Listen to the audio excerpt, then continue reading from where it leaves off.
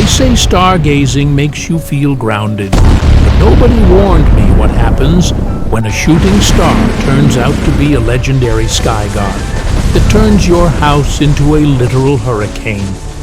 This is the story of how I rescued the ruler of the ozone layer and why I no longer have a roof.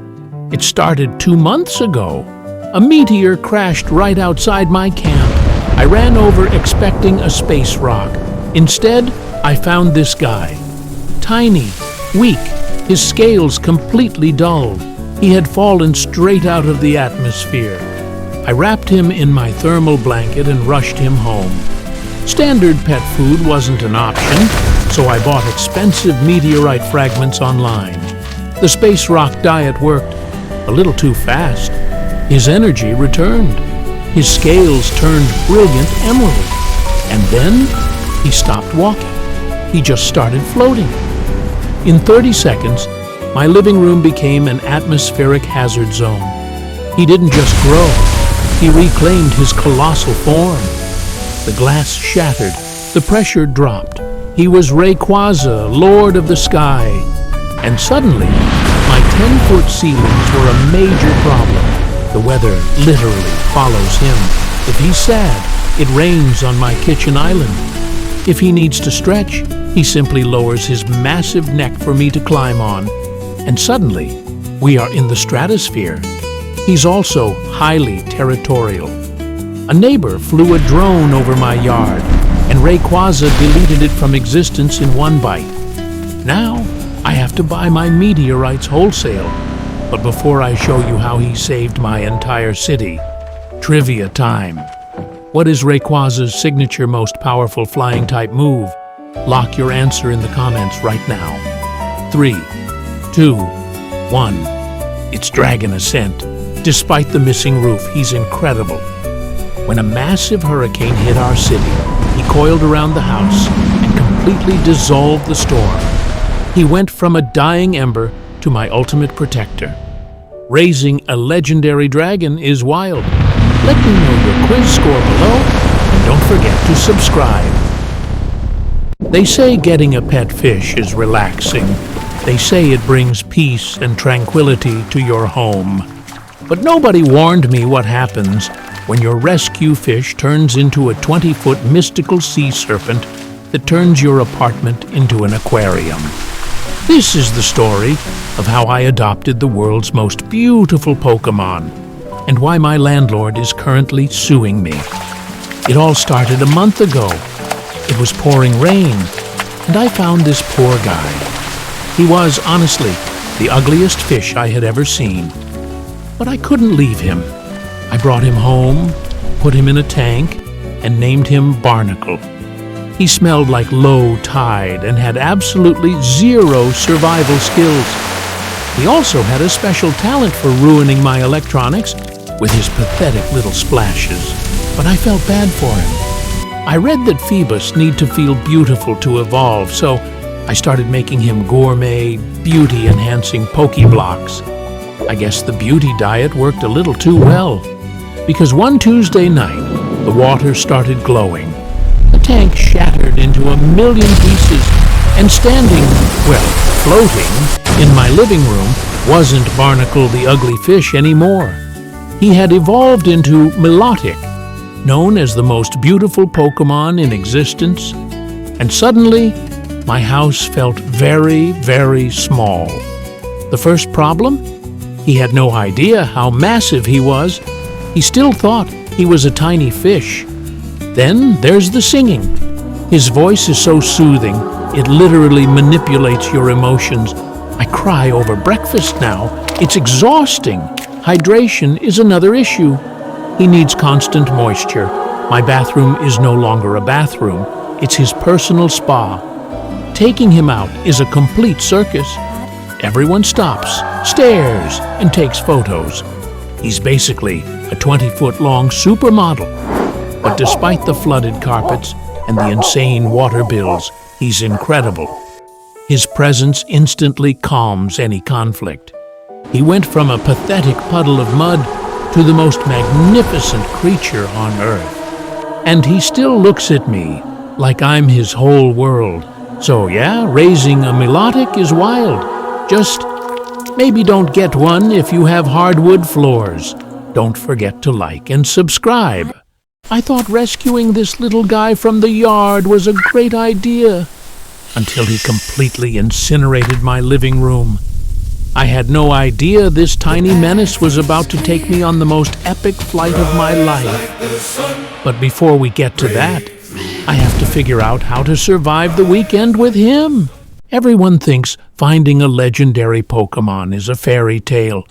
But when I rescued this injured Ho-Oh from an alleyway, it didn't want to be my friend.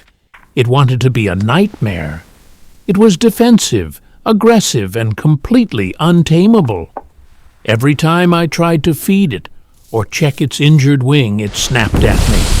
It scorched my table, burned my curtains, and made it very clear. I was not its master. I was just the guy trapped in the house with it. But then the front door blew open. Spooked by the wind, it tried to escape. Its wing gave out, and it crash-landed right in the middle of the street. I heard the tires screeching before I even saw the car. I didn't think. I just dove. I wrapped my arms around it, closed my eyes, and took the hit. When I opened my eyes, everything hurt. But Ho-Oh wasn't running away. It stood over me, no longer a bully. It looked at me, let out a soft trill, and dropped a single glowing tear. I watched in absolute shock as every single scrape and scar on my body just vanished. The dynamic completely shifted. I carried it back inside, and for the first time, it didn't snap. It didn't burn my furniture. It just sat beside me and finally ate from my hand. It took almost dying for us to realize we were on the same side. We spent the next week just healing together. But a king of the sky can't stay in a living room forever. When its wing was fully healed, I opened the back door. It stepped out into the sunset, looked back at me, and finally unleashed its true legendary form. It didn't just leave, it lowered its massive wing and invited me along. We drum to wake the sky. We sing to never die. Hands to the ground, hearts to the stars. No dream too distant, no soul too far.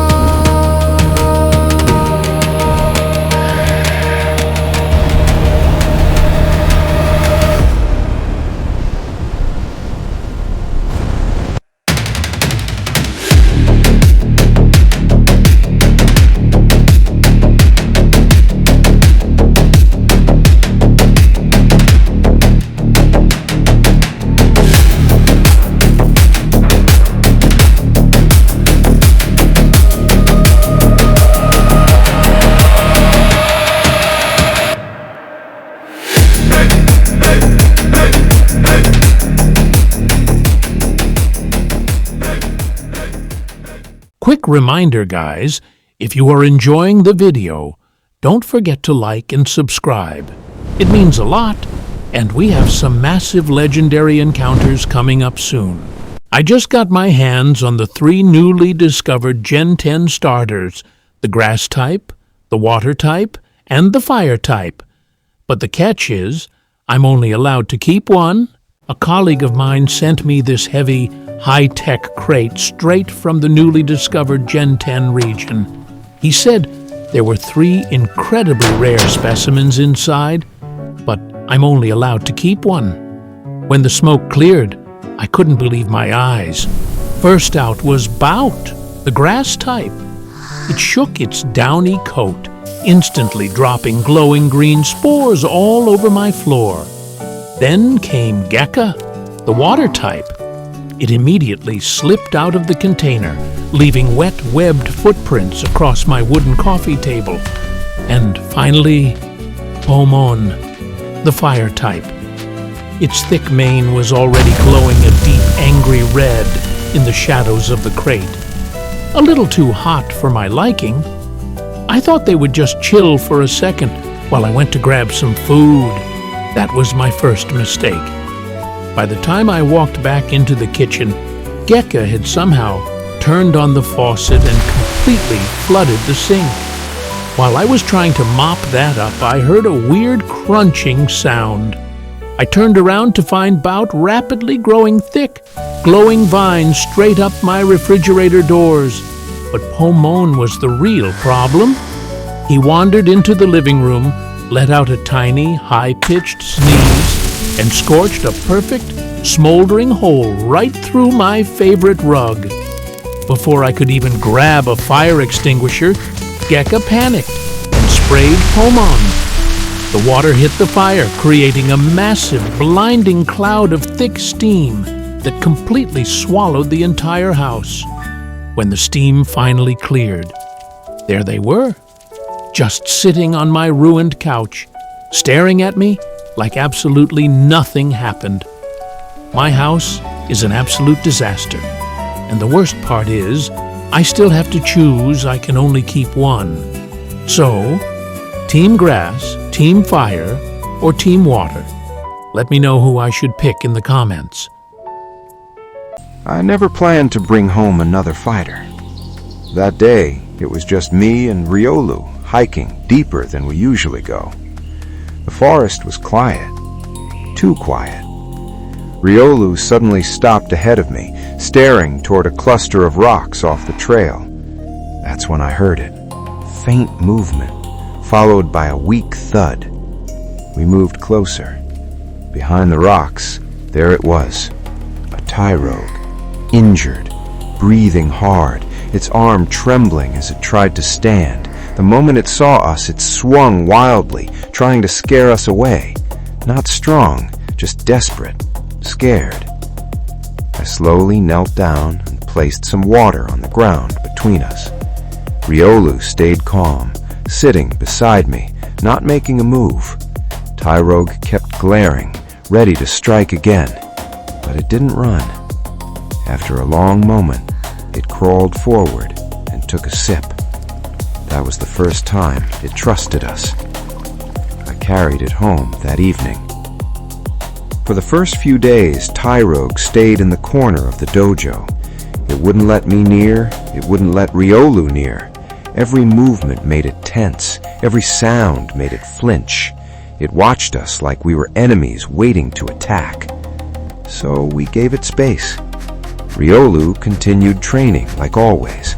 Punch drills, Widen your stance, footwork, lower your hips. balance, Good. discipline. Now punch with your whole Day body. after day, the same routine. And every day, Tyrogue watched from the corner. One morning, while I was setting up the mats, I noticed something. Tyrogue was standing, trying to copy Riolin's stance. It was clumsy, off balance. It nearly fell after a single step, but it kept trying. Every time it slipped, it got back up. Riolu noticed too. Instead of sparring, it slowed down, demonstrated movements, simple ones, clear ones. Tyrogue watched closely and followed. From that day on, it joined us. Training wasn't easy for it. It got frustrated. It missed kicks, fell hard. Sometimes it slammed the floor in anger, but it never walked away. Riolu stayed patient, showing it again and again, not as a rival, but as a teacher. Then one day, during a long session, something changed. Riolu pushed harder than ever before, faster movements, stronger strikes. Its energy felt different. The air around it seemed to shift. I could feel the pressure building. And then it happened. A burst of light, a wave of energy. Riolu evolved. Lucario stood where it once was, calm, focused, powerful. Tyrogue just stared. For a moment, it looked small again. But then Lucario stepped forward and demonstrated a kick. Slow, controlled, perfect form. Tyrogue tried to copy it. And training continued. from the ashes of shame.